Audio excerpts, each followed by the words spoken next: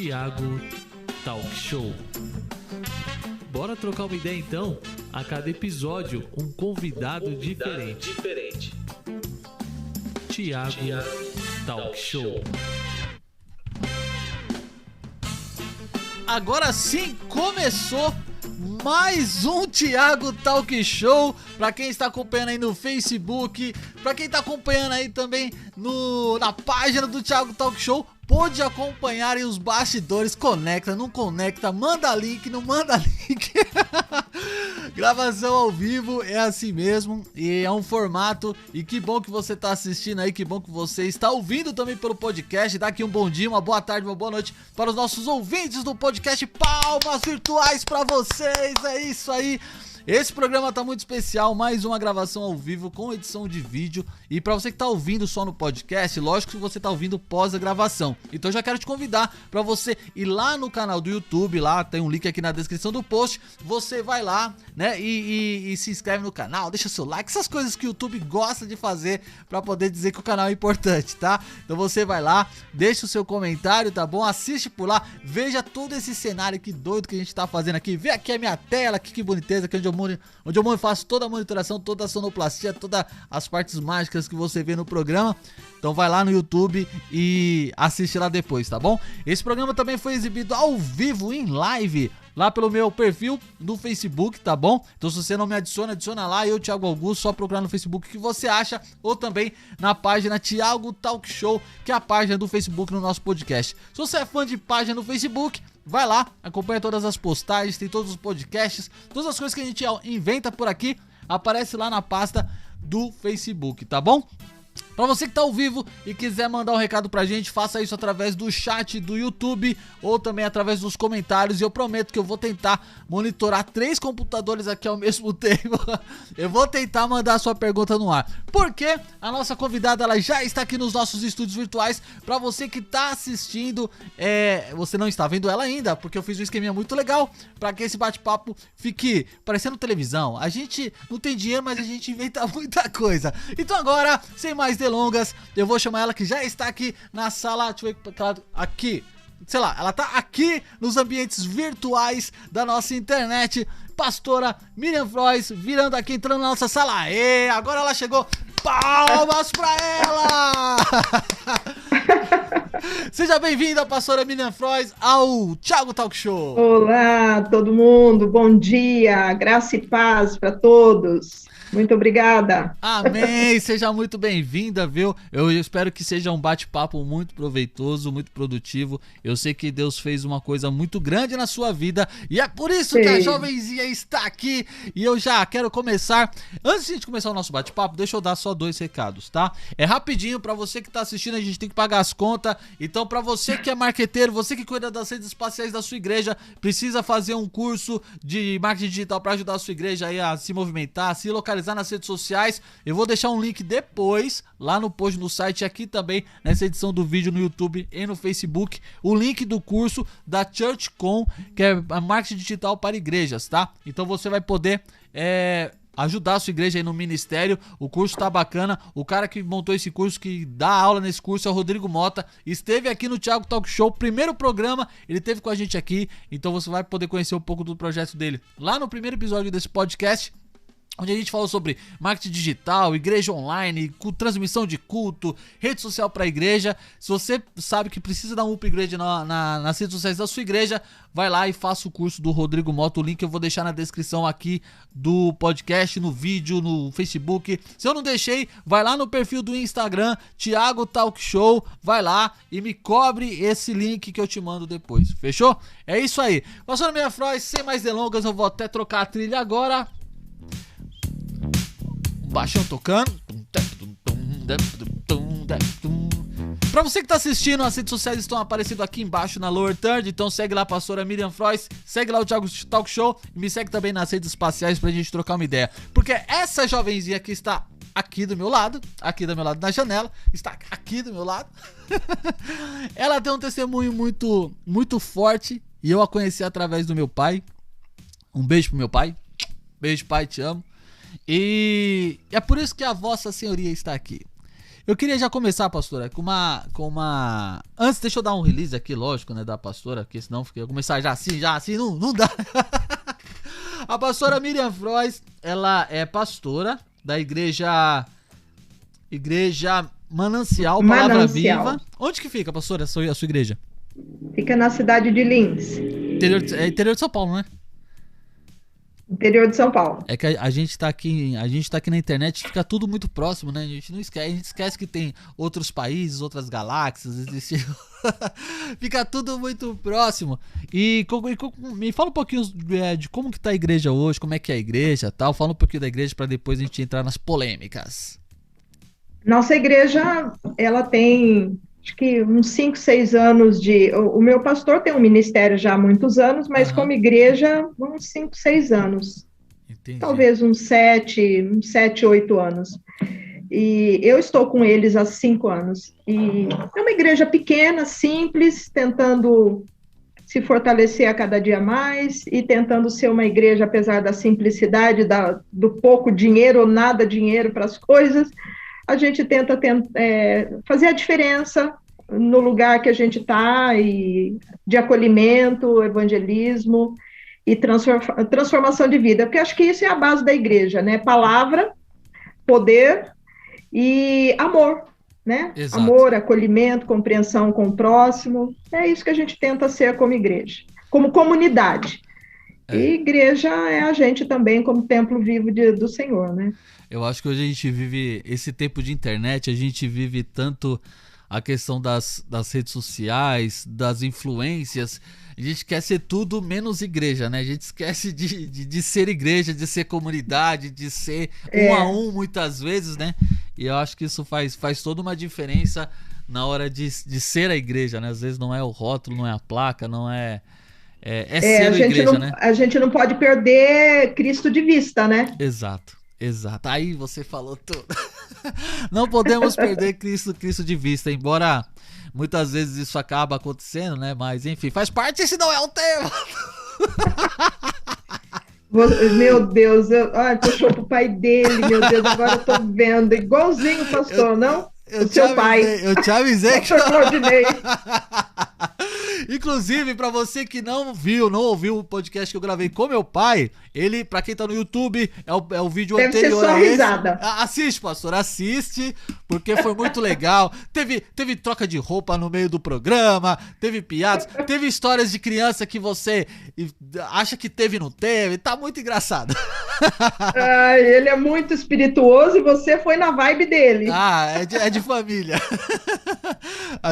Eu falo que eu sou nas bobeiras, eu sou muito igual ao meu pai. Eu queria ter um pouco mais a questão da veia teológica que ele tem. Eu ainda não consegui conquistar esse dom, mas quem sabe Deus me abençoe um dia e eu consigo um pouco mais da sabedoria que ele tem. Mas meu pai, e foi através dele, né, que a gente fez esse contato. Ele me falou do seu testemunho. Ele já tinha comentado outras vezes, mas como eu tô com esse projeto agora e eu tô querendo trazer pessoas que tenham bastante coisa a agregar, e quando ele falou, eu falei assim: pai, faz a ponte, se ela topar conversar comigo, vambora.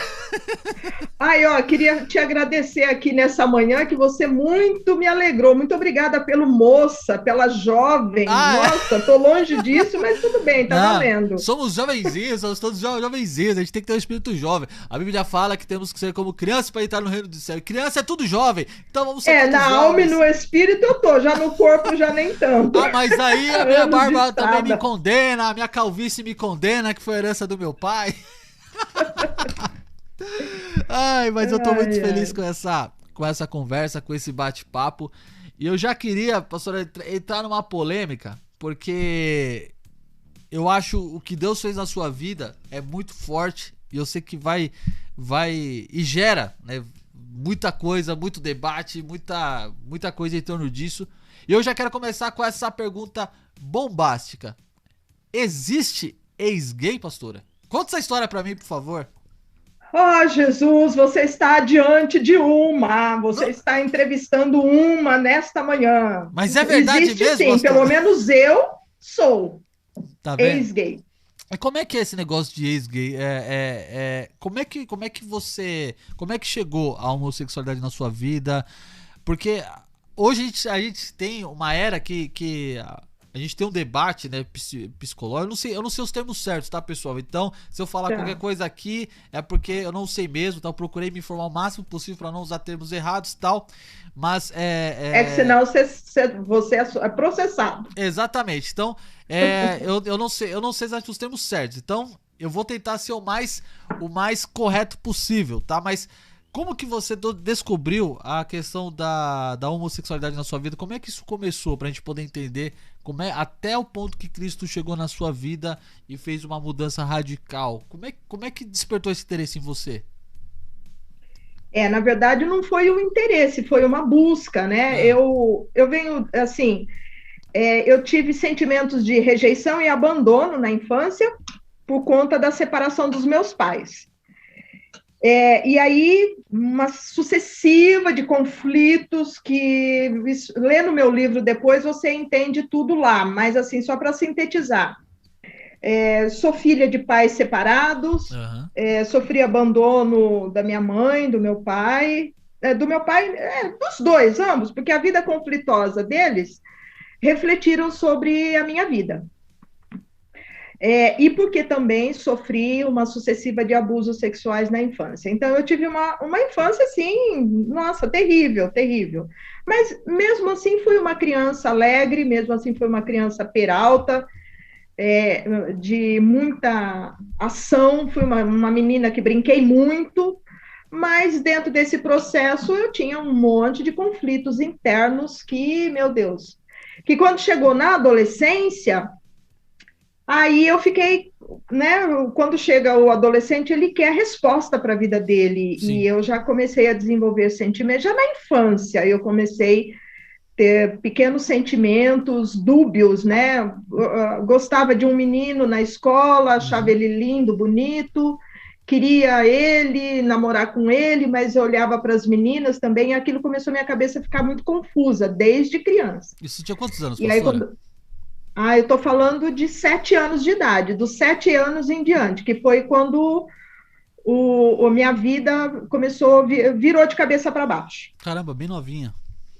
Bem novinha, bem novinha. Com 7 anos de idade, eu comecei a enfrentar problemas de gente grande, né?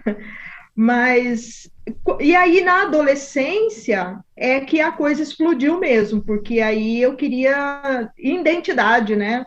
Sim. Tudo que você quer é uma identidade. Quem eu sou? A quem eu pertenço? Sim. Da onde eu venho, aonde eu estou e para onde eu quero ir. Então, todas essas perguntas eu tinha na minha adolescência. Eu não me encontrava na minha adolescência.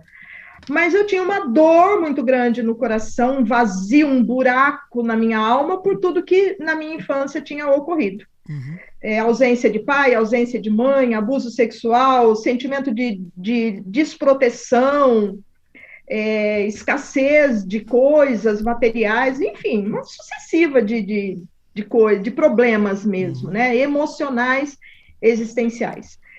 E então, na adolescência, como eu fui uma pessoa assim de temperamento de ação, proativa, sempre fui dinâmica em tudo que eu fiz desde criança, isso já mostrava essas características pessoais em mim.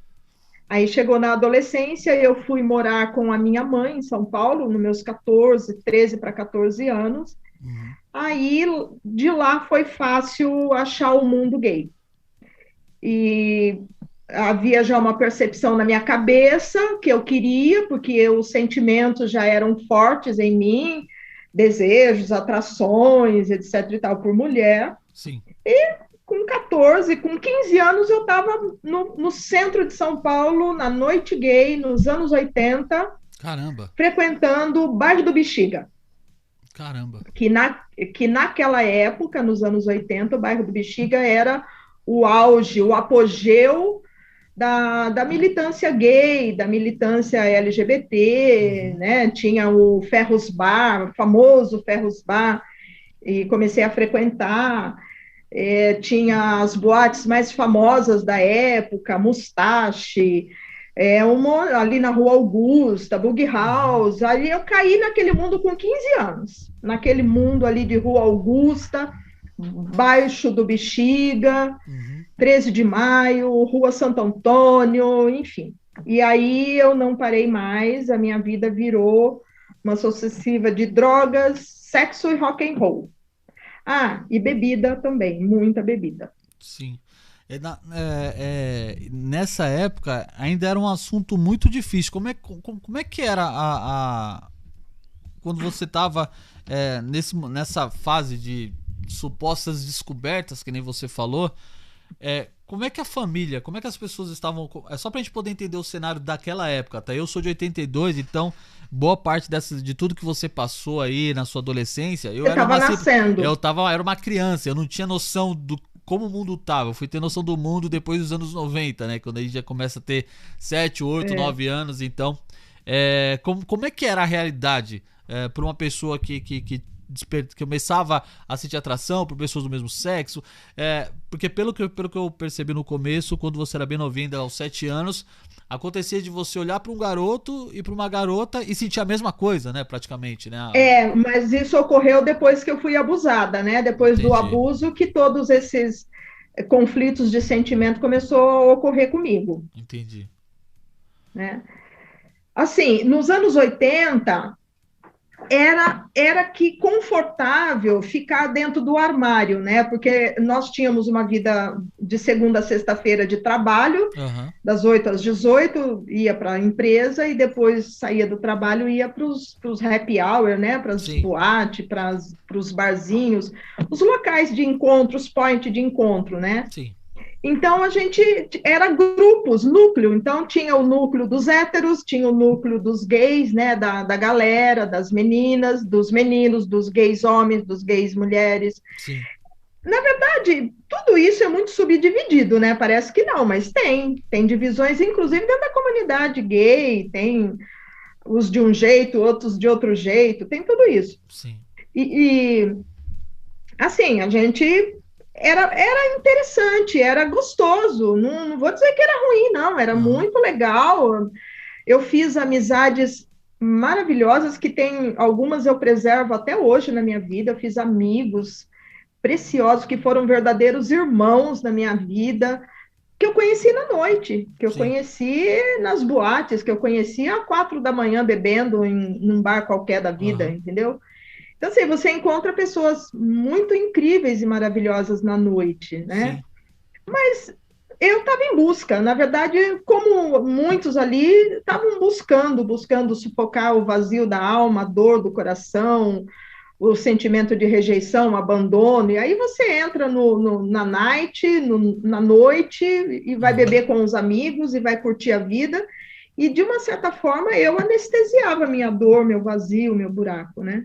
Entendi. Mas eram tempos, assim, melhores do que hoje. As pessoas se olhavam mais nos olhos, eram mais sensíveis, mais preocupadas com o outro, a comunicação era mais profunda, mais significativa, mais intensa, né?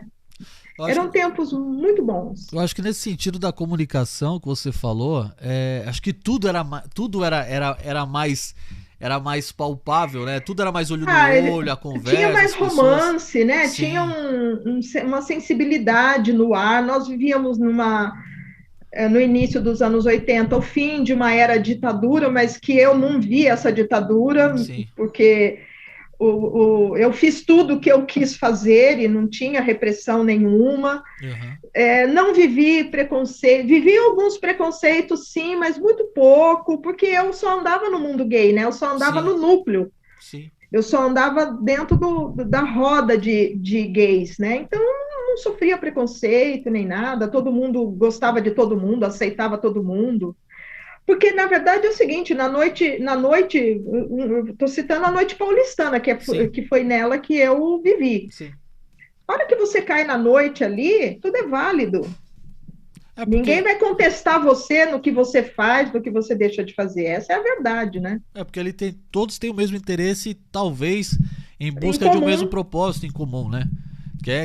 Que é se relacionar com aquilo que ele gosta, né? Enfim, seja o que for. E muitas vezes eu conhecendo a história de amigos meus que eu desenvolvi, eu via que esses amigos também tinham os mesmos problemas em casa que eu. Sim. De família, de ausência paterna, ausência materna, que também sofreu abusos na infância. É aquele negócio.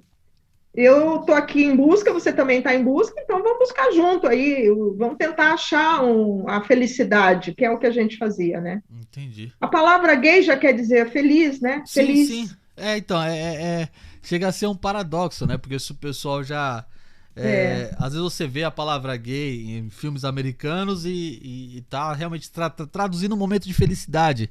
E é, como associar o termo gay, que ele acabou criando uma personalidade própria aqui na nossa língua portuguesa, com a questão de relacionamento de pessoas do mesmo sexo, sendo que na verdade a tradução dela é totalmente outra, né? Então é em busca talvez de uma felicidade, não sei, se eu posso chamar assim. Mas sim, sim, né? e existe. Não vou dizer que não existe. Como eu te falo, não vou dizer que não existe amizade, solidariedade, generosidade. Sim. Você encontra nesses lugares por onde você anda, você encontra tudo isso. Amizade sincera, amores verdadeiros e sinceros, você Uhum, encontra. Só que eu estava em busca de algo além de tudo isso. É que eu achava que era nesse mundo feliz aham, que o mundo gay me proporcionava, eu achava que era lá que estava a minha plenitude. aham. E tanto que eu vivi 20 anos dentro desse processo, né? 20 anos. Vivendo intensamente tudo que eu tinha direito de viver, e se eu não tivesse, eu ia lá e tomava o direito. Entendi. Essa questão de viver intensamente é muito engraçado porque o ser humano ele tem essa tendência de se entregar por aquilo que ele acredita, por aquilo que ele entende como a sua verdade, né? E quando isso acontece de forma íntegra, assim, intensa, existe um perigo muito grande de uma decepção maior acontecer lá na frente, independente do caminho que a pessoa aconteça, que a pessoa escolha, na verdade, né? Sim. E esse viver intensamente que a pastora viveu, é, teve algum momento que você chegou a sei lá, eu entendi que tinha momentos felizes, mas teve algum momento de decepção tão grande assim que você pensou, não quero mais, ou não quero, eu chego até a falar em questão de suicídio, essas coisas, porque esse tipo de pensamento é muito comum também quando você tem, quando você se sente rejeitado ou é rejeitado por famílias, pela sociedade ou pelo grupo de pessoas que você vive ali. Isso chegou a acontecer com você ou não? Esse tipo de situação não chegou a passar pela sua cabeça? Pelo conflito, entendeu? De interesses ou de paixões, enfim. Eu dava sinais. Na verdade, eu sempre fui uma pessoa muito intensa em tudo que fazia. Até hoje eu sou intensa, mas por características pessoais. Eu dava sinais dessa intensidade na vida que eu levava. Então, Aham. assim, eu também tinha dúvidas sobre a homossexualidade. Eu tinha a pergunta se eu tinha nascido gay e se Deus permitia a minha homossexualidade. Havia um sininho de alerta que dizia que não, Sim. porque eu sou de lar evangélico, né? Então, mas eu era de lar evangélico, mas não tinha nada a ver com o Não, evangélico. era Eu só, nem era, conhecia a era só Bíblia, a casa que não era crente, sabia né? nada com nada. Eu era completamente isenta e longe do mundo evangélico. E então eu tinha também essa pergunta se eu havia nascido gay ou não. Eu queria essa resposta, Sim. porque na verdade eu queria que Deus afirmasse o meu desejo de ser gay. Entendi. Então eu perguntava, e muitas vezes eu falava assim, meio no secreto do meu coração, que eu queria que Deus confirmasse para mim que ele concordava com a minha homossexualidade, porque eu queria ser afirmada naquilo que eu queria.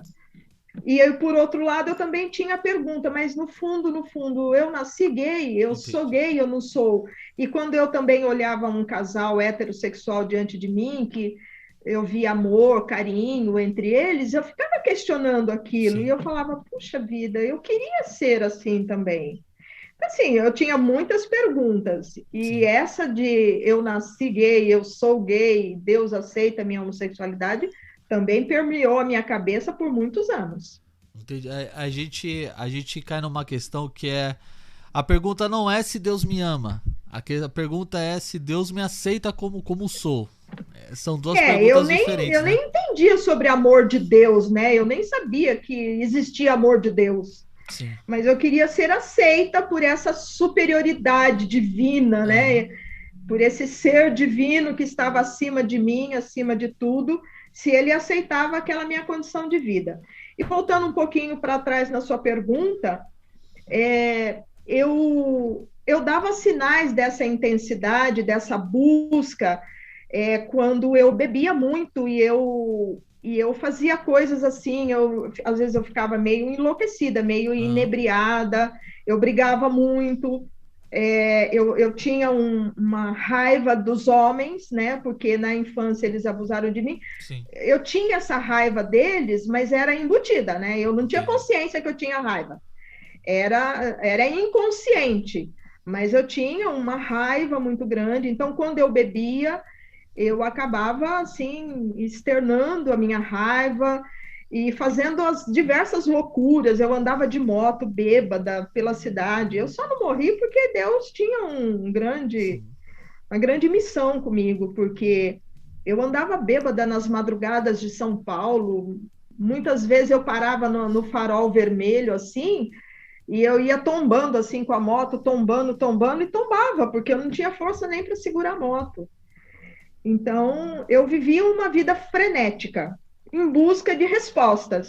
Como eu não tinha respostas, eu bebia, fumava e anestesiava nos prazeres com mulheres, aqui, ali, na cama de uma, na cama de outra.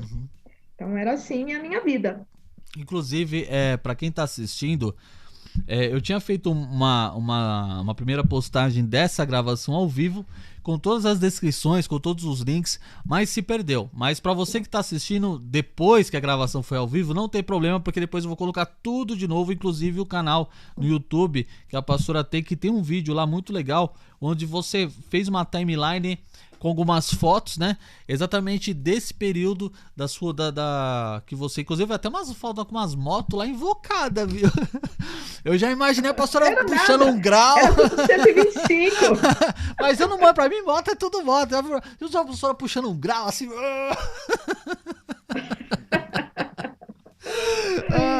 Nossa, eu enfrentei eu descia a serra, eu descia o litoral, às vezes 4 horas da manhã, vamos para o litoral? Vamos, bêbada.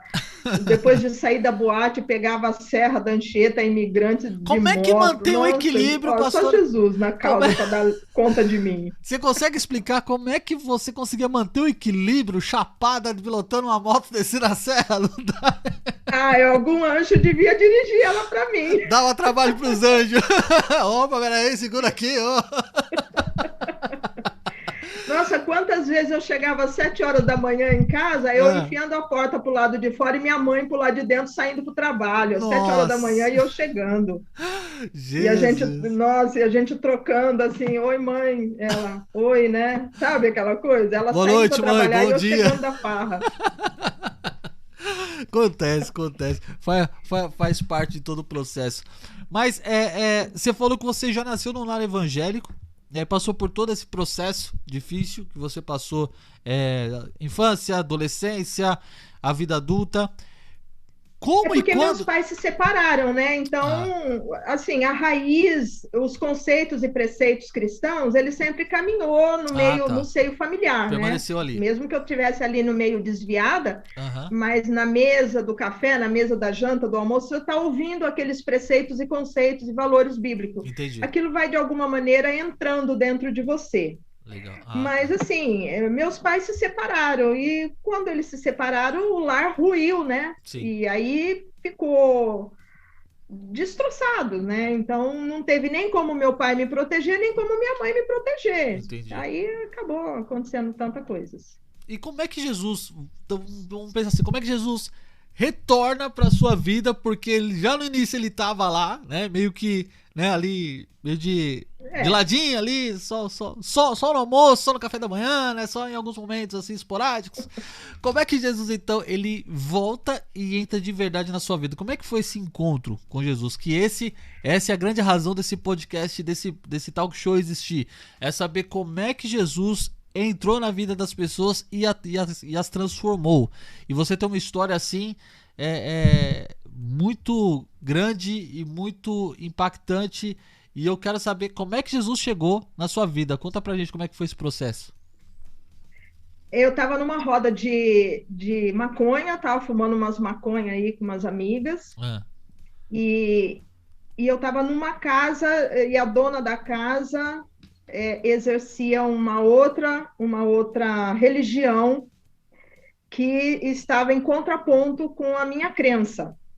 E ali eu sofri um choque de realidade no campo espiritual, e esse choque de realidade foi um impacto muito grande na minha vida, muito gigantesco. Eu conto isso no meu livro em riqueza de detalhes, mas aqui eu vou só sintetizar. Uhum. E aí aquilo me assustou muito, me apavorou demais, e aí eu acordei, como quem acorda de um sono, de uma letargia, e aí eu falei, meu Deus, o que está acontecendo comigo? E então, daquele dia em diante, eu nunca mais parei de buscar a Deus. Eu fui em busca de entender o que foi que me aconteceu, de entender o que foi tudo aquilo, e aí não parei mais e estou até hoje no caminhar. Já encontrei o Senhor e aí continuo no caminho. Mas foi assim, inclusive eu começo o meu livro com esse título, Choque de Realidade. Que foi o que eu tive, um choque de realidade. É como se Deus dissesse assim, você não queria me conhecer? Você não queria saber a minha existência? E você não queria saber onde você está e aonde eu quero que você esteja? Então, estou te mostrando aonde você está. E aí Deus me mostrou eu, em forma de parábola, como se eu estivesse num barquinho à deriva em alto mar, e achando que estava tudo bem comigo. E aí Deus me mostrou e falou, acorda, você está longe, se distanciando de tudo, do senso de realidade, de família, de sociedade, consigo mesma. Você está se distanciando muito, muito, muito. Você está em alto mar já à deriva. Volta, ainda dá tempo. E aí foi quando eu falei... E aí eu não sabia, só que eu também não sabia voltar. Eu não sabia onde encontrar Deus. Eu não sabia o caminho de Deus. E é claro que aí eu precisei contar com a ajuda do próprio Deus para isso. Entendi. Ele mesmo conduzindo as situações à minha volta para me levar para o caminho que ele queria. Entendi. Engraçado, né? Às vezes tem pessoas que Deus faz de jeitos diferentes com cada pessoa, né? De repente você tava ali naquele momento de brisa, de choque de realidade. Aí eu acordei numa tempestade. Ele tira você da brisa, Virou joga no vento, meio do mar. Um vento. Como é que foi a partir de então? Você precisou de ajuda? Não tinha ninguém do lado para ajudar? Não tinham amigos cristãos? Aí minha própria família, né? Minha própria família entendeu o que tinha me acontecido e ela mesma foi a condutora, né? Me levou para a igreja, e aí comecei a ter os primeiros encontros com Deus, ouvindo a palavra de Deus. Por isso que a Bíblia diz assim, a fé vem pelo ouvir e ouvir a palavra de Deus. A minha família, ela deu os primeiros passos, é como se ela dissesse assim, ó, o caminho é esse e a porta está lá na frente. Entendi. O caminho é estreito e a porta é Jesus. Tá aqui, ela mostrou a direção. Só que eu confesso para você, Thiago, eu mesma que tive que trilhar ele. E aí foi uma decisão... o meu senso de vontade, de esforço próprio, de determinação, de rompimento com bases, e partiu muito mais de mim mesma do que qualquer outra coisa. Esse processo de decisão que eu acho que é um processo que, para qualquer pessoa... Não é de ninguém, não não é de compete a ninguém, a não ser a você mesmo. Tem que ser... E se você não tiver força de vontade para vencer qualquer coisa, isso a gente tem que levar para tudo na nossa vida, para vencer qualquer coisa, qualquer que seja o seu limite, qualquer que seja aquilo que é o teu pecado, a tua barreira, você precisa tomar uma decisão para poder vencer aquilo. E o nosso maior inimigo somos nós mesmos, né? É só você olhar de frente pro espelho que você vai ver o teu maior inimigo ali na sua frente, ao vivo e a cores. Não precisa nem de internet para ver o seu inimigo. É só você ir lá, olha na frente do espelho, que você vai encontrar o teu maior adversário. Olha que interessante. Eu contei, aí eu estava com uma namorada na época, né, e tudo. Aí eu compartilhei com ela a experiência horrível que eu tinha vivenciado e tudo. O susto, o choque de realidade que eu tomei. E ela, de certa forma, compreendeu. Aí ela virou para mim e ela falou assim... mas eu tenho uma igreja... E eu dizia assim para ela, mas eu não quero ser crente. E crente é ser careta. Eu não quero ser careta, eu não sou careta. E eu não quero essas igrejas... Eu tinha raiz presbiteriana na minha vida e tudo, né? Então, aquela liturgia, tudo... E eu falei, mas a igreja é chato, igreja é muito chato, eu não quero ir na igreja, a igreja é cafona, é chata, é careta. Aí eu falei isso para ela, eu falei, mas eu não quero. Aí ela falou assim, não, mas eu conheço uma igreja diferente, uma igreja legal, você vai gostar, eu vou te levar lá, eu sei onde fica. Aí sabe onde ela me levou? Na igreja do tio Cássio. Tio Cássio? Nossa, você foi na igreja do tio Cássio! Que sonho, mano! Nossa. Tio Cássio, pra quem não sabe, é um dos pioneiros do movimento gospel em São Paulo. Lá saíram as grandes bandas do rock cristão, Oficina G3. Pra quem não sabe, a primeira versão da Oficina G3 era o grupo 3 de louvor. O Manga era o ministro de louvor. E o meu primo, não sei se você chegou a conhecer meu primo, né? Porque deve ter conhecido. Meu primo fazia parte do G2. Meu primo era baterista do G2, daquela época. Hoje passou da igreja Batista. Eu tava começando, né? Então eu não entrosava com esse mundo aí, não. Mas olha, encontrei alguém que também passou pela igreja do tio Cássio. Eu nunca passei pela igreja do tio Cássio, mas tenho o maior carinho. Aquela igreja, nossa, que momento nostálgico. Eu sou resultado do tio Cássio. Pra quem não sabe, estuda a igreja. Pra esses crentes de hoje, que só gostam de worship, procura entender a história da música cristã no Brasil, vai passar pelo tio Cássio. Temos outras vertentes no Rio de Janeiro, temos outras vertentes, né? Vencedores por Cristo, outros megas gigantes da música gospel, mas enfim.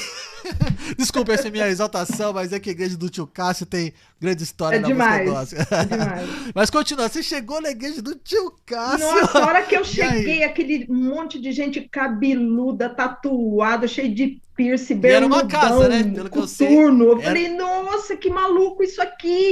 Aí me agradou meu coração. E tio Cássio, aí sentava no chão, aí jogava o dinheiro lá na frente, assim, a hora de fazer a oferta, jogava tudo lá na frente. Eu falei, meu, que malucagem é essa aqui? Achei os caras mais loucos que eu. E o rock, aquele Manga lá, né? O pastor Manga, uns rock muito louco. Eu nunca fui fã de rock, mas o estilo era muito incrível para minha cabeça, alcançou a minha cabeça, alcançou a complexidade da minha cabeça. Legal. E aí fui ficando. Eu rompi com a minha namorada, ela não curtiu, porque aí eu comecei a gostar da igreja, e comecei a ficar diferente. Sim. E aí ela... É como se dissesse, caramba, eu fui mostrar uma coisa para ela, agora eu tô perdendo ela para aquilo que eu mostrei. E aí, não deu certo, a gente não seguiu caminhando juntas, ela foi para outro lado e eu continuei. Aí comecei a fazer meu caminhar sozinha. Eu morava na Zona Norte, o tio era lá perto do aeroporto Congonhas, longe, eu tinha que atravessar a cidade toda para ir lá, mas eu ia de moto, então estava tudo certo. Mas era longe mesmo assim. Eu ia toda segunda-feira assistir os cultos lá. Eu não fiz relacionamento com ninguém, porque eu não sabia me relacionar com ninguém. Eu entrava quietinha e assistia o culto, participava daquilo tudo, recebia o que eu tinha que receber e ia embora para minha casa. Até um dia, depois acho que de 2 anos, que eu aceitei Jesus como Senhor e Salvador. E aí, pronto. Aí então, que eu não voltei mais, aí não deu mais, né? Então, esse processo todo, desde que você chegou na igreja lá do tio Cássio, até a sua aceitação, não, eu quero realmente aceitar esse Jesus que esses caras doidos estão pregando aí, esses tatuados, esses cabeludos aí estão pregando, e eu quero mudar de vida. Demorou 2 anos, então, o processo. Não, 10. 10 anos? Uau! 10 anos. Conte-me mais sobre isso. 10 anos para mim tomar a minha decisão. Ah, tá. Porque, entre o choque de realidade, o choque de realidade é um processo. Certo. E, conhecer Cristo como Senhor e Salvador no tio é outro processo. E depois, aí então, com a semente do Evangelho dentro do coração, com Cristo já dentro do meu coração. Sim. Porque a Bíblia diz que Cristo bate a porta do nosso coração, ele não entra, ele não invade. Então, eu precisei dizer sim para Cristo. Esse sim é que foi determinante para mim.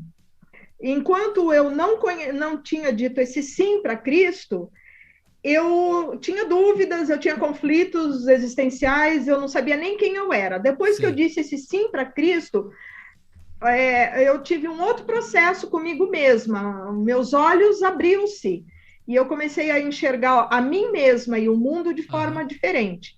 Mas até este processo ainda correu 10 anos. Caramba. É aquele negócio, né? Você tem a consciência daquilo que você precisa fazer. A minha consciência foi quando eu aceitei Cristo como Senhor e Salvador, minha consciência abriu. Eu acordei para a vida. Opa, eu existo, sabe aquela coisa? Sim. Nossa, eu existo e tem um Deus acima de mim. Então, algumas dúvidas, algumas paredes foram quebradas ali. Mas até o meu processo de decisão, de dizer não para a vida homossexual, 10 anos depois só. Caramba, é como se você chegasse a ter uma certa noção, então, vou me ilustrar assim, e Jesus falasse para você, assim, eu tenho as respostas para você, mas para você ter essa resposta, me aceita que eu te respondo. É uma troca simples. E aí você aceitou, depois de 10 anos, ficou, vou, não vou, chove no molho, aquele namoro. Deus, ele é muito diplomático, muito democrático, muito cordaz e muito educado. Deus não invade a sua vida, ele não arromba a porta do seu coração, ele não é invasivo nas suas decisões, ele é amoroso e carinhoso, ele caminha ao lado, esperando que você entenda o que ele está te mostrando, porque às vezes ele te mostra, você não entende, ele espera o seu tempo. Deus, ele é amoroso em esperar o seu tempo. Mas há um determinado tempo que, depois de anos, ele vai dizer assim, então, e aí? Vamos eu já mudar te de mostrei, vida? Eu já te provei a minha existência, o meu amor, meu carinho, eu já modifiquei o teu pensamento, então, o que você quer? Aí ele vem com essa pergunta. Mesmo assim, ele ainda continua perguntando, o que é que você quer? Sim, porque eu gostaria que você me seguisse. Você quer me seguir? E aí, quando você entende essa pergunta, aí você toma uma decisão definitiva, significativa e relevante para a sua vida. Em 85 eu pus os meus pés no tio Cássio pela primeira vez, mas aí outros ministérios contribuíram com o meu processo. Sim. E etc e tal. Valnice Milhomes, inclusive, é uma delas. Sim. E só em 1995, porque aí eu fiquei assim meio com, sabe, crente Raimondão, um pé no mundo, um pé no mundão, um pé na igreja, um pé no mundo. Eu fiquei assim, durante 10 anos. Queria Deus, mas também queria o mundo. Mas aí, a hora que eu chegava no mundo, eu não era mais a mesma. Eu sabia que aquele lugar não tinha mais lugar para mim no mundo, mas eu também não sabia me encaixar dentro da igreja. Entendi. Então, eu levei 10 anos nesse processo entre uma coisa e outra. Começou um novo processo de identidade, né? Começou anos. Um novo processo. Aí foi formando a minha identidade em Cristo, Sim. né? A minha identidade em Cristo. Começou e aí, depois de 95, Deus fez eu formar a minha identidade ministerial e espiritual. Foi nessa parte, Foi nesse que eu período, estou então, até hoje nela. eu vi lá no seu canal no YouTube que você fez alguns trabalhos missionários a partir, agora ficou claro nesse que você falou, a partir de então que você teve essa consciência e o caminhar com Cristo começou a ser mais íntimo, mais Isso. aliançado, Mais ali, visível, mais né? Mais visível. palatável, né? Mais, Isso. assim, palpável. Não, realmente a Miriam mudou, a Miriam ela tá diferente, ela não tem mais as mesmas práticas, ela não, talvez não anda mais com as mesmas Ela pessoas. tem, às vezes, mas a gente vê que ela está tentando, né? Sim. Porque.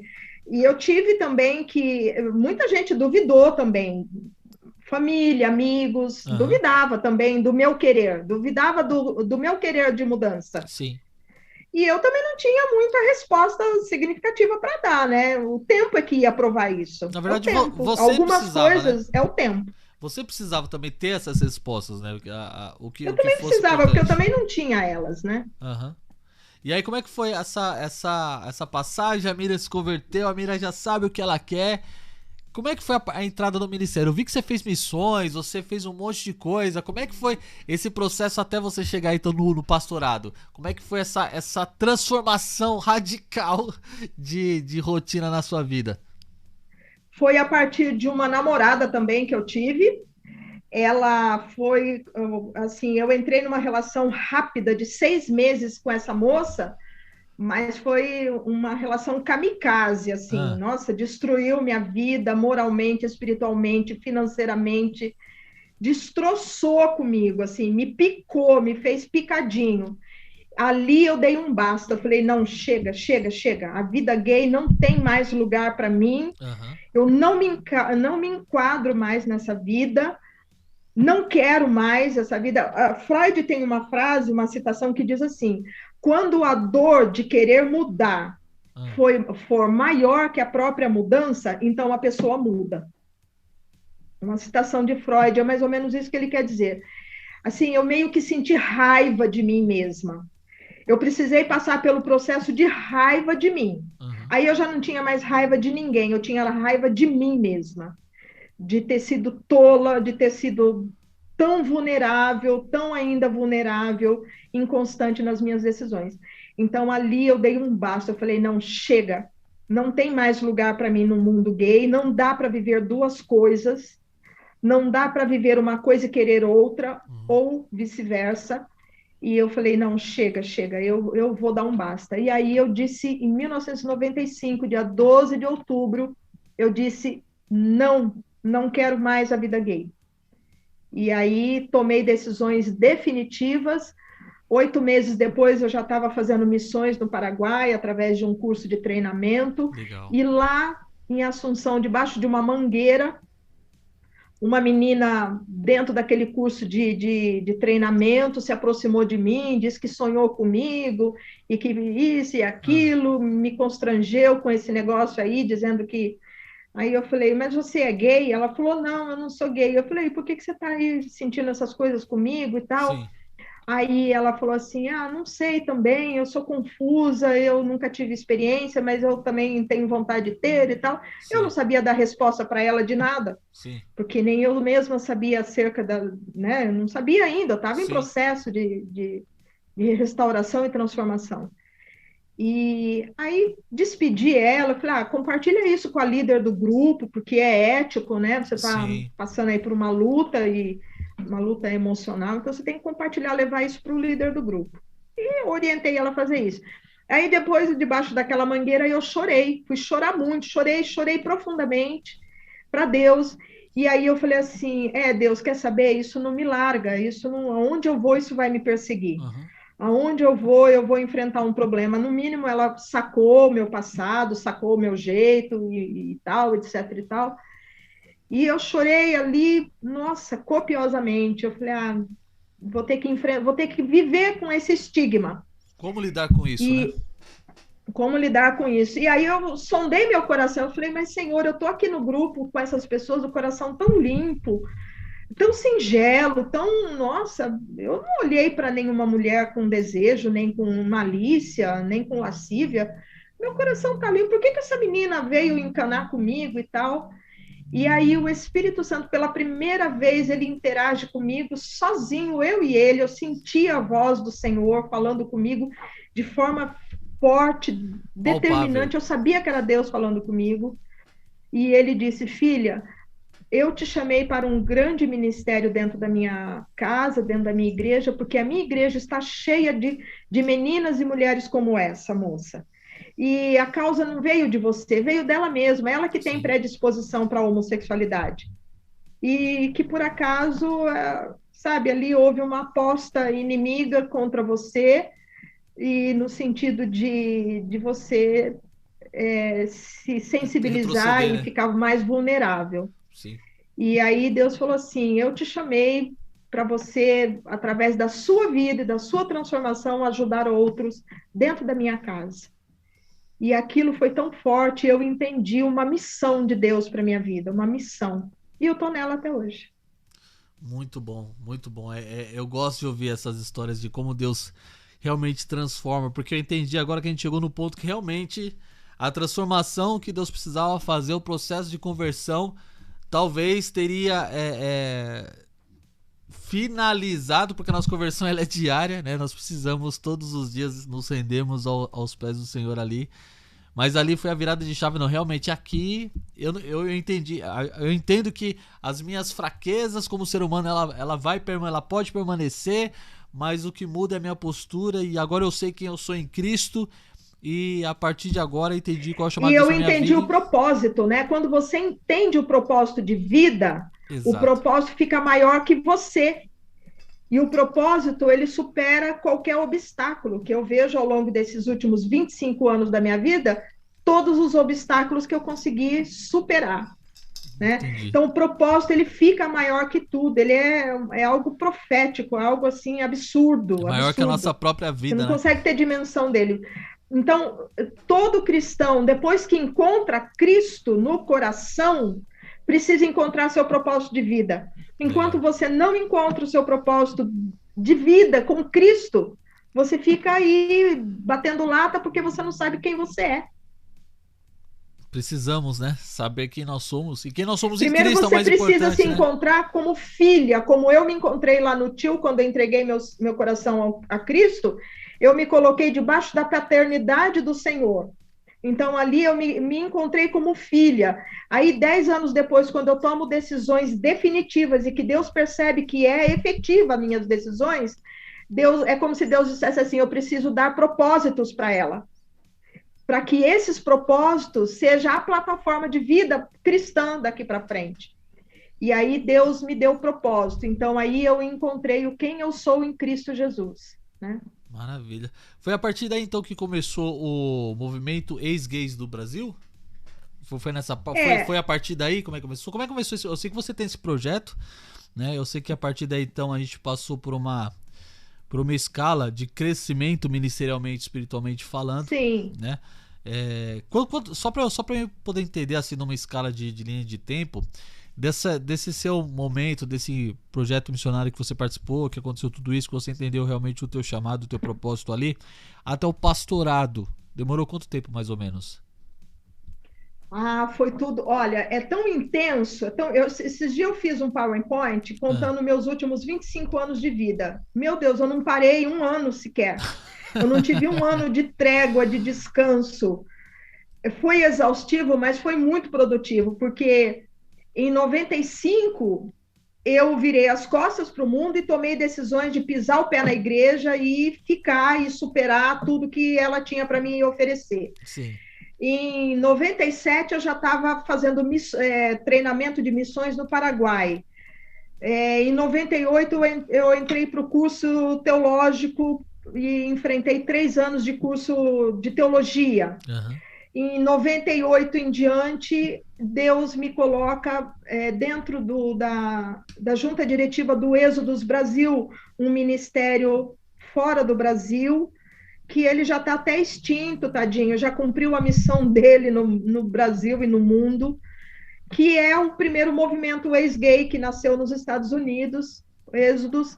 Legal. E aí eu vou me reunir com essa gente que estava se formando aqui no Brasil, né, um grupo de pessoas, a visão estava sendo trazida para o Brasil, E aí eu me junto, Deus me leva a me juntar com essas pessoas, e ali vem o meu processo de crescimento, porque eles tinham crescimento, maturidade, didática, material de compreensão, livros, tudo. Sim. Então, Deus permitiu, através deles, eu conhecer toda a gama de conhecimento que eu tenho hoje na questão de ex-gay. E aí não parei mais, e veio vindo estudos, seminários e viagens e testemunhos aqui. Aí eu sofri uma queda no meio do caminho, 5 anos Sim. depois eu sofro uma queda, isso foi traumático demais na minha vida, mas em momento nenhum me deu dúvidas, em momento nenhum Sim. falei, meu Deus, não, muito pelo contrário, eu me magoei profundamente com aquilo que aconteceu, porque eu não queria nada daquilo, Sim. aquilo foi uma cilada da minha alma, uma cilada do inferno, uma cilada de tudo. E aí eu vim sofrer, assim, como toda queda, você tem que depois entrar num processo de ressignificação, começar do zero novamente. E aí, fazem 21 anos que tudo isso aconteceu, e aí não parei mais também, continuei. Sabe aquele salmo que diz, Salmo 126, andando e chorando? Sim. Foi o que eu fiz, andando e chorando. Né? Isso Então, mostra... e aí no final, agora em 2019, já me considerando um pouco uma bagagem de conhecimento no movimento do mundo de ex-gay, e aí que então eu entendo que precisava fazer uma plataforma para o Brasil, que não tinha, né? Porque nós aqui no Brasil, a gente só operava em forma de ministério, né? Só em forma de ministério, que é para dentro da igreja, ajuda para dentro da igreja. E Deus, assim, me levou a ver que a visão agora ela é mais ampla, é para mundo agora. Sim. Uma visão de mundo. E que os outros países já estavam agindo e atuando em forma de movimento, ou seja, indo para a rua mesmo. Uhum. Falar, não, pera lá, você quer existir? Ok, exista, mas me deixa existir também, porque eu também existo. Sim. Você é gay, quer ser gay? Seja, não tem problema, fique, cada um tem o direito de se expressar e de viver como queira, mas eu não quero mais ser gay, e eu busquei o meu caminho e encontrei a minha ressignificação, então me permita isso, me dê direito para isso. E aí, desse linha de pensamento, é que nasceu o MGB, Movimento Ex-Gay do Brasil. Maravilha. Explica pra gente essa questão do movimento agora mais profundo. Hoje a gente vive, né, um período muito complicado, que nem você falou antes. Talvez nos anos 80 era muito mais fácil lidar com militância e enfim, protestos, etc., sobre a questão da homossexualidade. Como é que está hoje a questão do movimento ex-gay? Quais as dificuldades que você encontra, né? E eu já quero que você também comente da visita que você teve com a ministra Damares.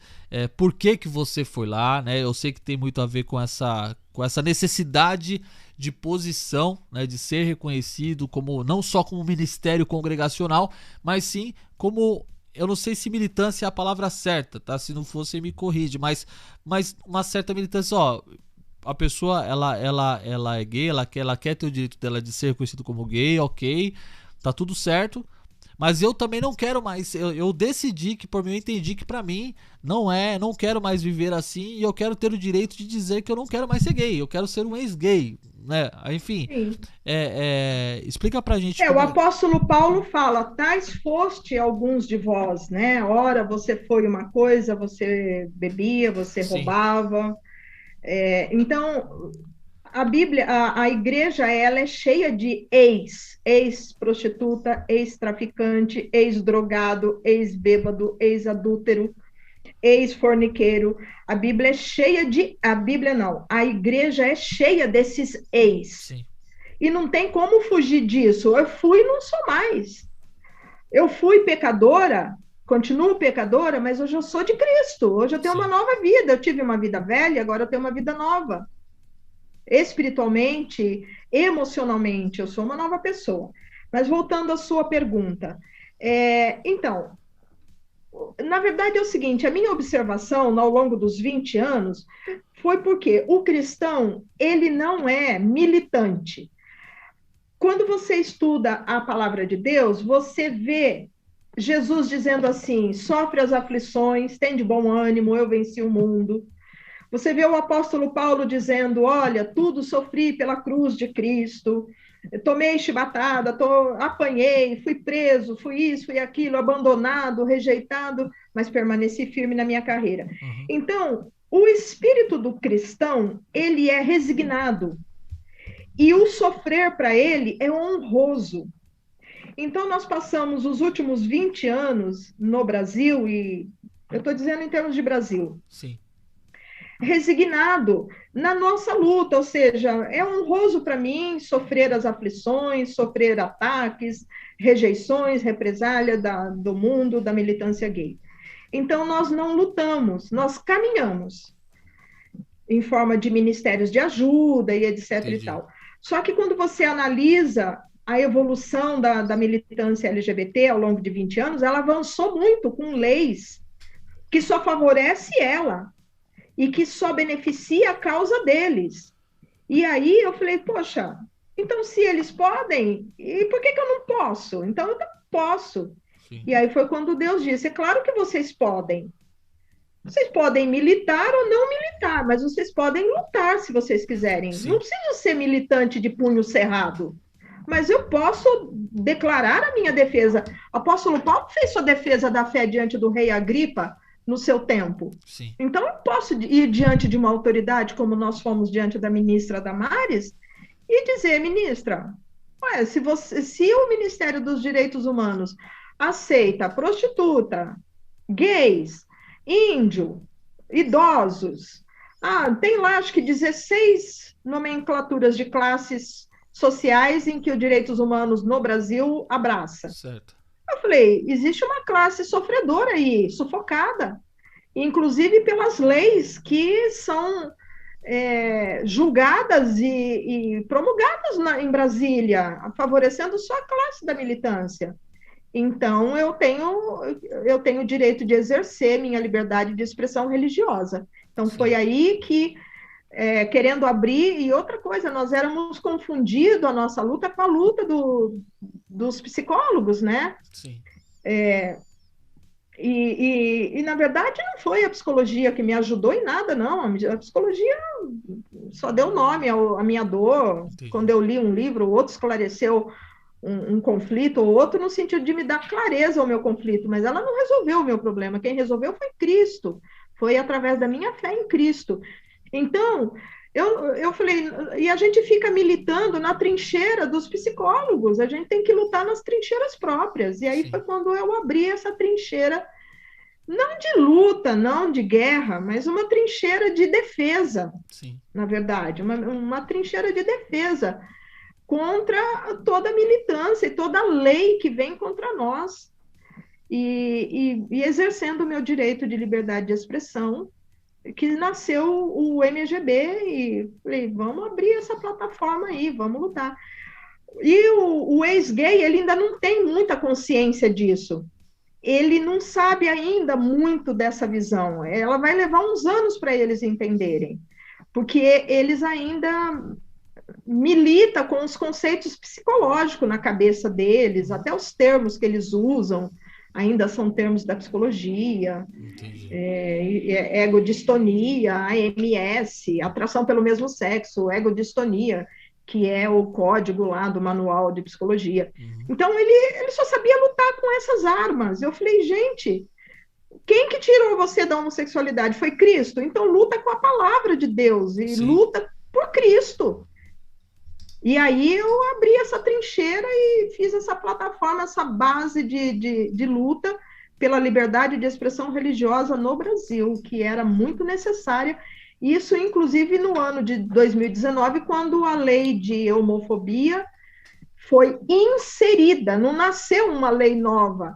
Ela era PL 122, virou ADO 26, e depois entrou inserida, enxertada na lei de racismo, não foi criada uma lei nova. E ali, na observância da lei, eu li o seguinte, que eu tenho liberdade de culto, que eu tenho liberdade de expressão, de de liturgia religiosa, etc. Eu tenho liberdade de tudo, salvo que, se alguém me ouvir falar, se sentir ofendido, então eu posso ser punida. Então eu não tenho liberdade. Sim. Então a lei não me dá liberdade. Ela diz que eu posso, mas depois ela diz que eu não posso. Ela diz em cima, você pode. Embaixo ela diz, mas você não pode. Mas o direito ele tem que acontecer de mão dupla, né? De tanto Então, mas não é assim, mas não acontece, não é assim, né? que acontece. Aham. Então, por exemplo, se eu for numa igreja e dar o meu testemunho, e outra coisa, experiências espirituais e religiosas é de foro íntimo. Aham. E por ser de foro íntimo, eu não posso contestar. A experiência foi sua, não foi minha. Sim, Se eu acredito se eu quiser, agora se eu não acreditar, eu tenho que no mínimo te respeitar, sim. né? Então agora eu estou numa igreja dando meu testemunho, ou fazendo uma palestra, ou falando das experiências vividas, e alguém lá me ouvindo se sente ofendido, se sente agredido com as minhas palavras, ou chateado, e me processa, move um processo contra mim. Sim. Como que eu vou me defender? Porque a lei, no parágrafo em cima, diz que eu posso, no parágrafo embaixo diz que posso, mas nem tanto. Então, foi para isso que eu ergui, eu falei, não, aí foi onde Deus, eu não, a Miriam não fez nada, quem fez foi Deus. E aí foi quando Deus falou, vocês precisam erguer uma bandeira de vocês, de voz de expressão, de liberdade de expressão religiosa. E que existe essa pasta nos direitos humanos. Vão lá reivindicar. O não vocês já têm. Sim. Lute, mostre a cara de vocês. E separe a visão, né? A visão de psicólogo é uma, a visão religiosa é outra. Uhum. E nós estávamos confundidos. E mal vistos e mal interpretados pela sociedade por causa disso. Sim. Foi necessário, no caso, promover essa transparência de posicionamento, talvez, né? E assim, é como se Deus dissesse assim, olha, durante 20 anos eles já lutaram, os profissionais da mente, das ciências humanas, já lutaram e perdeu a batalha, porque agora botou uma pá de cal, o STF botou pá de cal em cima, eles não têm mais como recorrer à lei, a nada. 20 anos se passou. Sim. E aí é como se o próprio Deus dissesse assim, vem uma nova luta de defesa para vocês agora. Vocês vão ter que enfrentar uma nova batalha agora, que é a liberdade de expressão, que em 2019 não estava tão forte como já está agora. Sim. É como se Deus estivesse antevendo algo, dizendo assim, olha, vem um inimigo voraz para cima de vocês agora e vocês estão dormindo. E vocês estão lutando por velhas causas. E vem novas lutas, vocês estão dormindo, vocês não estão acordando para a realidade. Ou seja, de 2019 para cá, nossa liberdade de expressão religiosa está sendo cerceada e minada a cada dia mais, você sabe disso. Sim. É uma questão de que Deus nos mostra de diversas formas que algo está por vir e muitas coisas. A gente sabe que a Igreja de Cristo vai passar por muitos processos ainda difíceis. Sim. E que a igreja como um todo, ela tá olhando para outro canto, sendo que Deus fala assim, olha a minha palavra, olha que a coisa vai ficar feia, se posicione agora. É igual Jeremias. Jeremias foi avisando, os profetas foram avisando Israel, acorda, sim, o inimigo vem a cavalo e vem com força, acorda, sim. Era Nabucodonosor, rei do Império de Babilônia, vindo na direção de Jerusalém. E Jeremias, Israel, acorda para a vida, acorda, se posiciona. E não se posicionou, quando viu, foi embora, foi cativo mesmo, não acordou. Então, assim, a igreja, ela fica presa em coisinhas pequenas dentro dela mesma. E outra coisa, agora nós temos que evangelizar e ir para o mundo mesmo. Sim. Olha, eu existo, sim, a minha vida certifica a minha existência, os fatos certificam quem eu fui, quem eu sou. Eu sou um arquivo vivo e alguns que vivem desde aquela época, que são meus amigos, são arquivos vivos do meu processo de mudança. Como eu te falei, eu tenho amigos que eu trago até da minha vida, que foram meus amigos de copo. Sim. numa mesa de bar, hoje contemplam a minha vida mudada. Eles são arquivos vivos do meu processo de mudança. Sim. E respeita a sua posição, né? Pelo que eu tô percebendo, né? Respeita a sua posição, a sua decisão de respeita não querer mais. História, né? Respeita a minha história. Né? Eu preciso que a minha história seja respeitada. Sim. Eu sou um ser humano, eu pago meus impostos, entende? Eu vivo a minha vida ilibada, o meu levantar e o meu deitar é digno todos os dias. Então, respeita isso na minha vida. Me olhe com dignidade, porque eu tenho dignidade.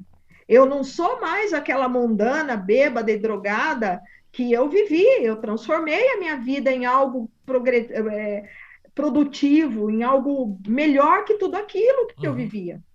Então, eu preciso ser respeitada nisso. Respeita isso na minha vida. Respeita a minha história. Respeita meu esforço.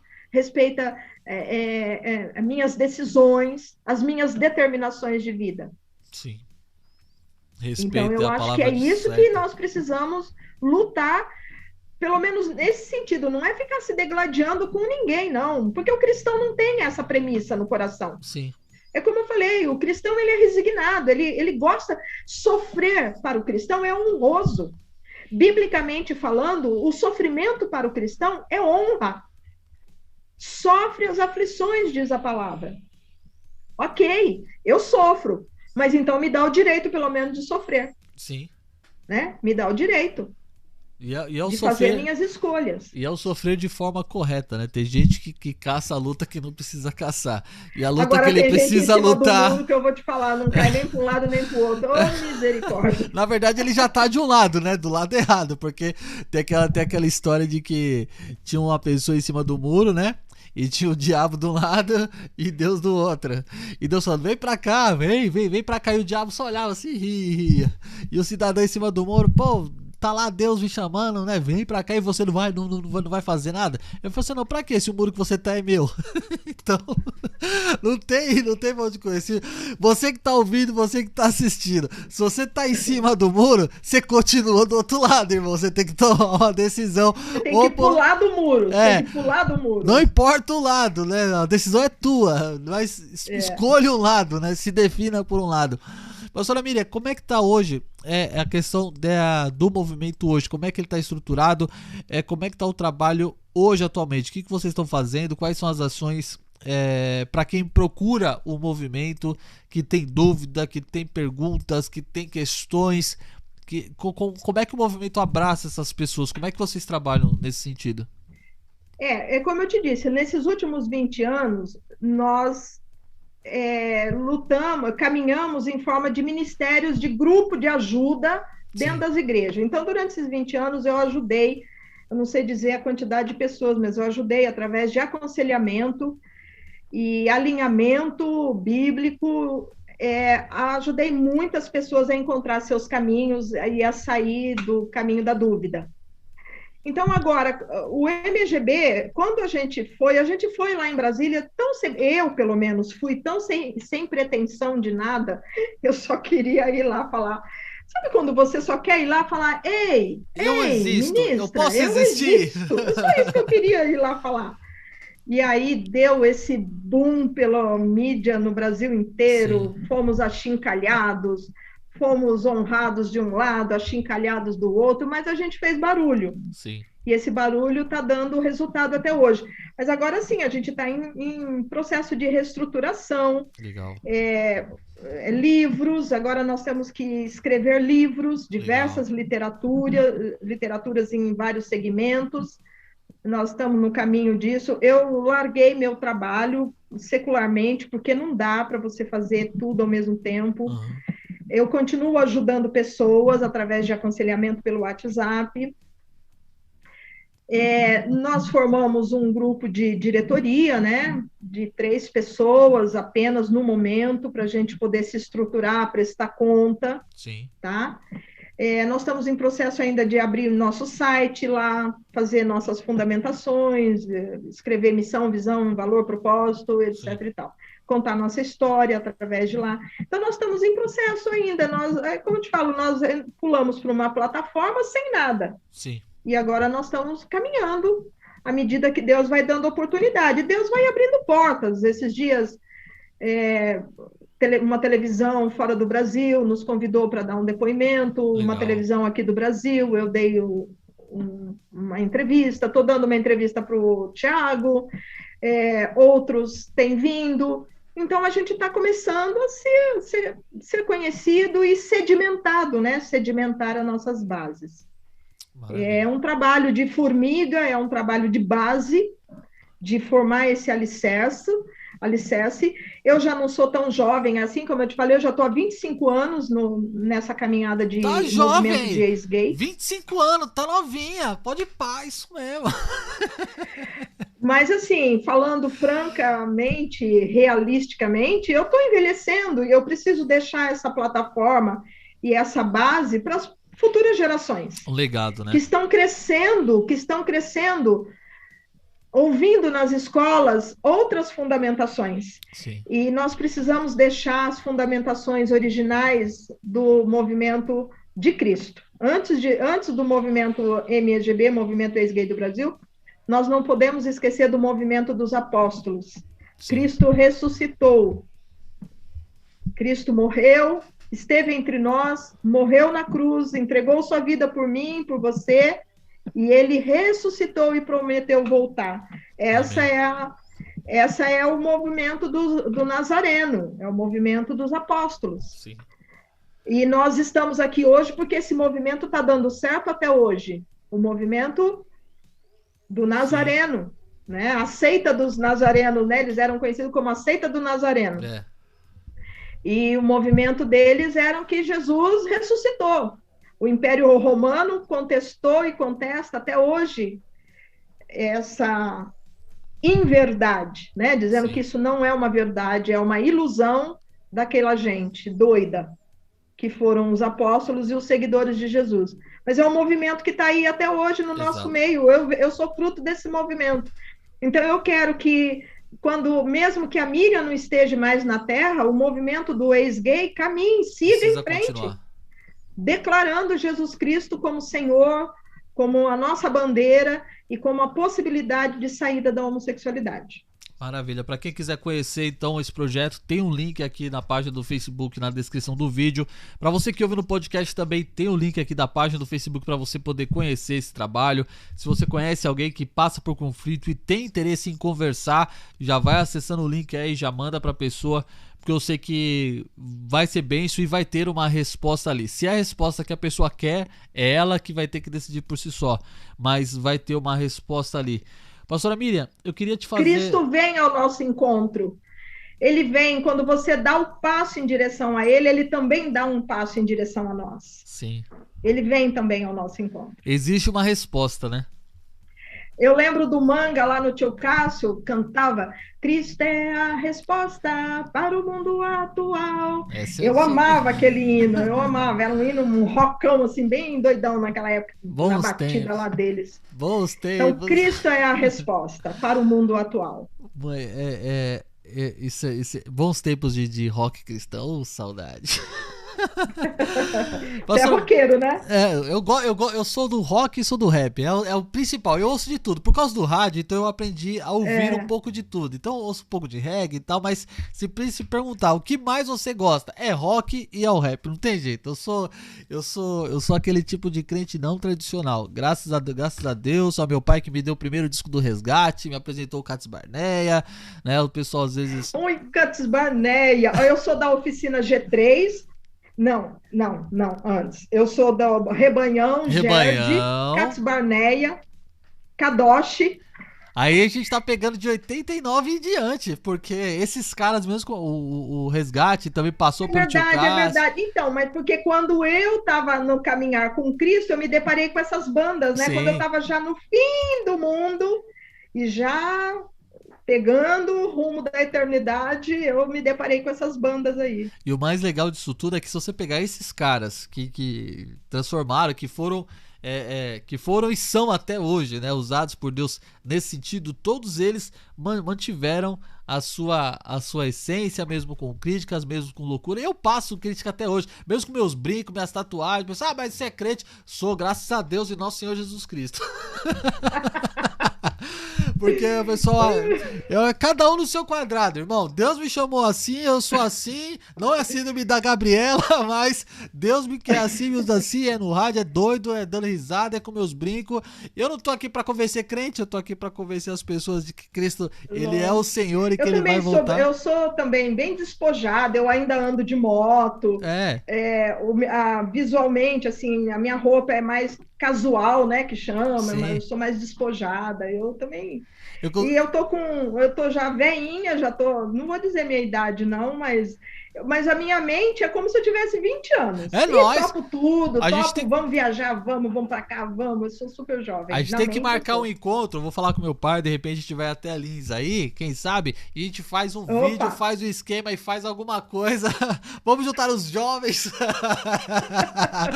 e vamos fazer um culto, aí sei lá o que a gente faz, vamos ver se a gente faz alguma coisa, vamos fazer uma matéria aí, porque a ideia do podcast é exatamente isso, a ideia é criar uma mídia cristã, contemporânea, underground, sei lá, que dê espaço e que dê voz para que a gente mostre também um evangelho de uma outra forma, de uma forma mais rua, que eu costumo chamar. Eu gosto desse tema rua, desse tema missões urbanas, eu gosto dessa coisa do... Eu sou assim, gente, a realidade é isso, o glória a Deus e aleluia e os temas teológicos é muito legal no ambiente cristão, mas quando você sai pra rua, o hebraico não funciona, quando você sai pra rua, o manto terra não funciona, na rua é humano, é o pó de pá, e aí, qual que é a sua dor? Eu até conversei isso com meu pai no programa anterior sobre missões, né, sobre essa questão do falar, do interagir com as pessoas, do estar com as pessoas, do 1 a 1, né? É muito diferente. O digital, a igreja, o ambiente, é tudo muito legal, mas até o nosso pastor pregou isso domingo na rua, pregou domingo no culto, que as línguas estranhas lá fora não funciona. Você não vai convencer alguém com o xerabalabalaia lá e não. A não ser que haja revelação, a não ser que haja tradução, ela é válida para o que não é crente, né? Sim. Apóstolo Paulo diz assim: se você for falar em línguas, você fale e vê se tem tradução. Se não tiver, fique quieto, cale-se, porque senão você só vai alcançar a si próprio. Mas se tiver revelação, tradução, aí o incrédulo, ele vai falar: uau, o que é isso? Está dizendo sobre mim? Você contou minha vida para esse pastor e tal. E aí fortalece o incrédulo. Só para isso que a língua estranha serve, com tradução. Sem tradução, é só para nós mesmos. E aí a oração audível, ela é mais valiosa, né? Porque ela é audível, ela tem um direcionamento com Deus, levar para Deus aquilo realmente que tem que levar, né? Como acho que foi Martinho Lutero que disse: prega o evangelho, né? Se necessário, use palavras. É isso. Viva o evangelho de verdade. Esse é o seu maior testemunho. Eu tenho certeza que quando você vive o evangelho de verdade, as pessoas se convencem pela sua atitude, porque muitas vezes o nosso falar é tudo muito bonito, né? Toda a gente fala que é uma beleza, né? Mas viver que é boa, aí o buraco é mais embaixo. Então viva e depois fale, né? Acho que a gente pode... Pastora Miriam, a gente já tá indo pros finalmente desse programa. E eu tô feliz demais com tudo isso, eu aprendi demais, fui muito abençoado e eu creio que as pessoas que estão assistindo ao vivo, as pessoas que estão assistindo posteriormente dessa transmissão ao vivo e as pessoas que estão ouvindo também pelo podcast agora, eu creio que elas também estão sendo abençoadas. Mas eu queria que você deixasse uma palavra aí para uma pessoa que tem o desejo homossexual, ele pratica, enfim, ele tem dúvidas e ele precisa, e ele decidiu que ele quer conversar, ele não quer mais continuar, ou ele quer descobrir o que está acontecendo com ele, por que ele tem essa confusão, por que ele identificou um problema, se é uma coisa que ele gosta, que ele curte, enfim. Qual é a palavra que você pode deixar para uma pessoa que entendeu que precisa de uma ajuda, ela percebeu que tem alguma coisa errada com ela, mesmo que seja algo que ela possa viver, porque ela pode viver a homossexualidade dela, não há problema nenhum, mas ela entendeu que ela entende que ela precisa mudar e ela não sabe como fazer. Qual que é a palavra que você pode deixar para uma pessoa que está nessa situação hoje? Bom, o que eu diria para essa pessoa é o que Deus ocorreu comigo. Deus quer te dar respostas, a Bíblia tem respostas para tudo, tá? Eu encontrei nela as respostas para todas as minhas dúvidas.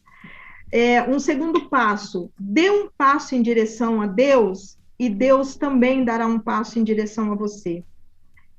Deus quer que você, ele bate a porta do seu coração, ele não vai invadir, por isso que algumas coisas você diz assim, mas eu quero, mas não acontece, parece que Deus não me ouve, não me ama, não sabe nem que eu existo.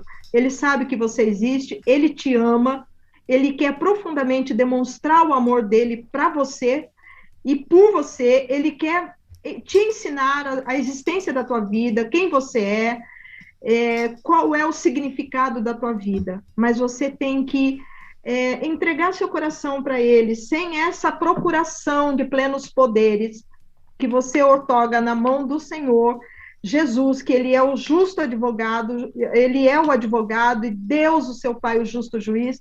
Sem essa procuração de plenos poderes na mão dele, ele não consegue te representar, porque ele vai respeitar a sua vida, ele vai respeitar a forma como você vive, ele vai respeitar a maneira que você pensa, mesmo que ele queira que você pense como ele, e diferente do que você pensa, mas ele vai te respeitar. Esta é a maior grandeza de Deus, essa é a maior prova de amor de Deus, é dizer para você, olha, eu te amo, mesmo que você não entenda isso, eu te amo.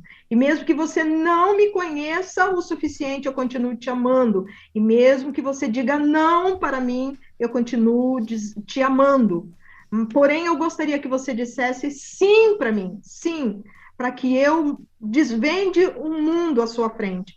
Mostre quem você é, desenvolva em você uma identidade pessoal e moral, e desenvolva em você uma identidade ministerial e pessoal.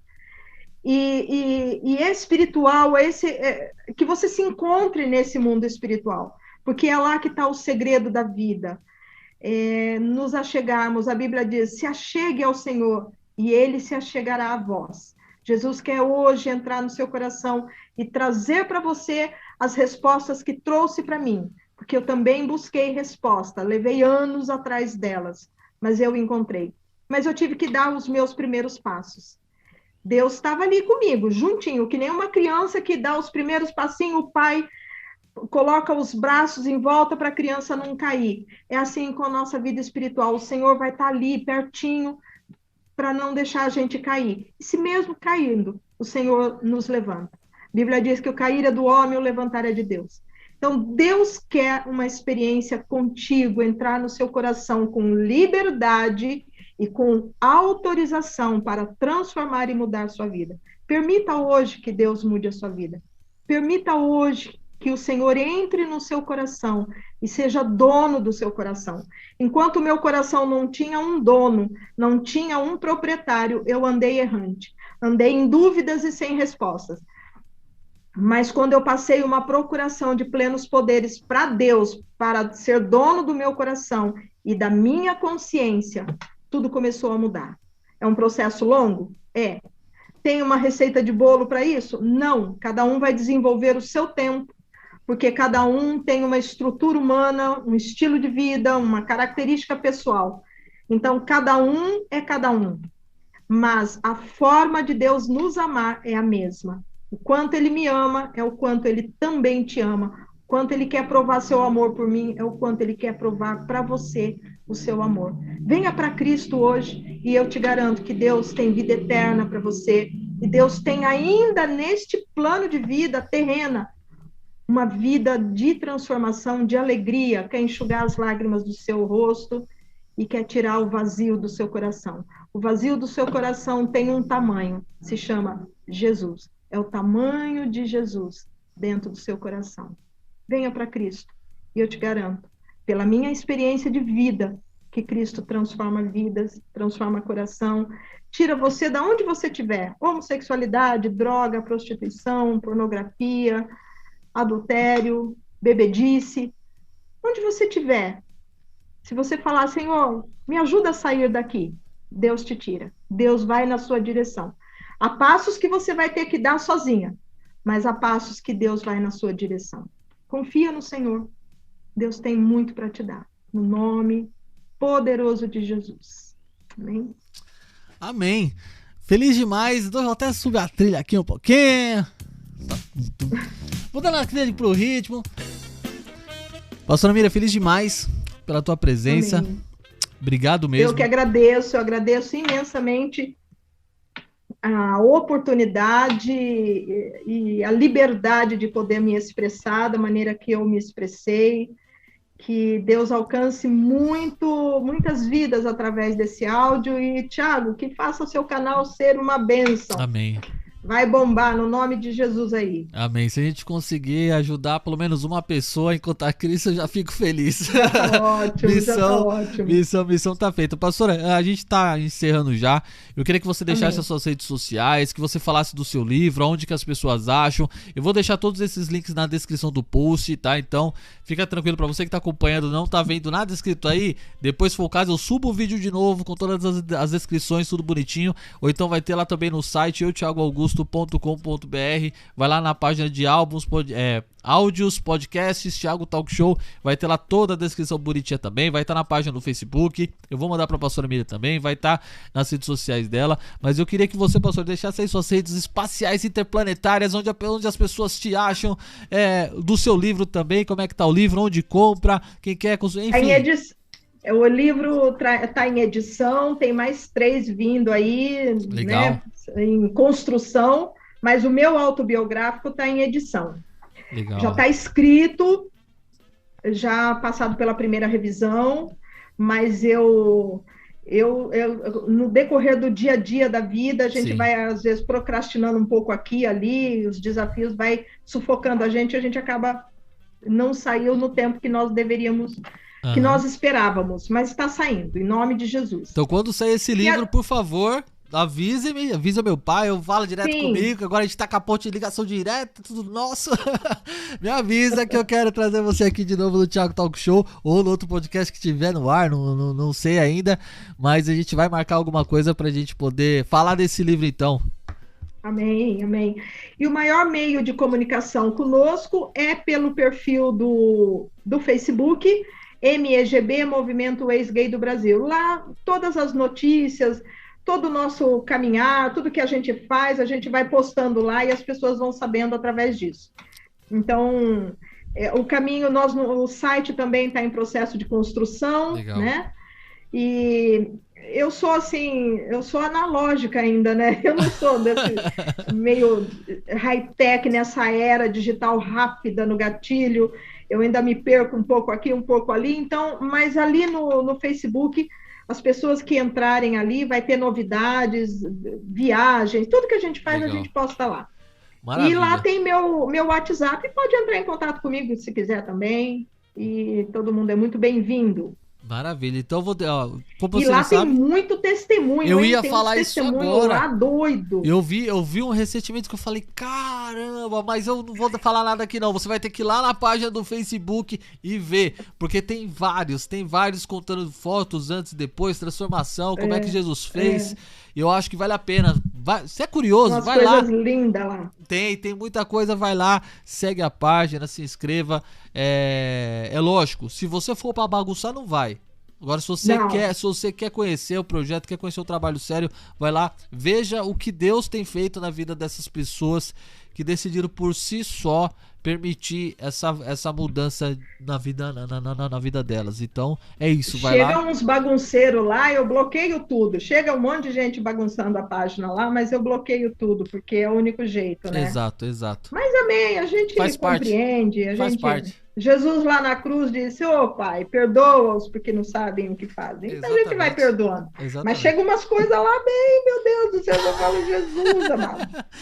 Mas tem uns lá que eu deixo entrar, mesmo que não é ex-gay, que eu sei que não é ex-gay, eu deixo ele entrar do mesmo jeito, eu deixo ele entrar. Porque de repente pode ser um gancho para uma outra pessoa, né? Então, às vezes é uma pessoa que conhece alguém que entende esse conflito e que tá procurando resposta, e de repente um amigo achou, fala assim, entra nessa página aqui que eu sei que alguma coisa ali vai ser útil para você. Eu sei e os resultados estão ali provando que tem abençoado muitas pessoas, e eu quero te convidar a realmente acessar essa página, conhecer esse projeto e abençoar outras vidas também. se for o teu caso, tá bom? Pastora Miriam. E a proposta do lá não é debater o assunto LGBT, ex-gay versus ex-gay, não temos essa pretensão.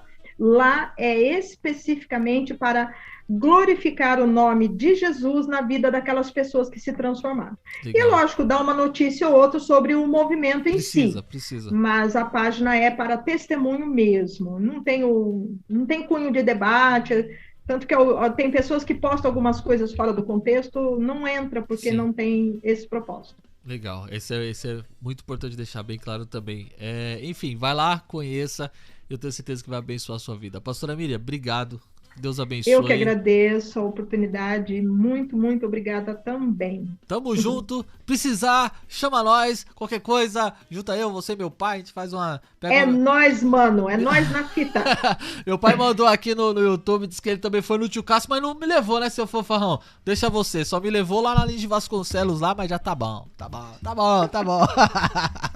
Eu passei pela Renascer também, eu passei nos anos 90, né, no início do Renascer também, passei lá por aquele ministério também. Eu passei por lá, mas eu fiz um monte de coisa, tá tudo lá no livro.